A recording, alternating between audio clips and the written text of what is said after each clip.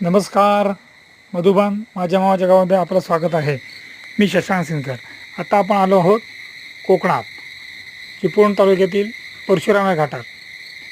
गेले 2 दिवस पावसाने विश्रांती घेतल्यामुळे इथले नदी नाले आणि धबधबे प्रवाहित झाले आहेत.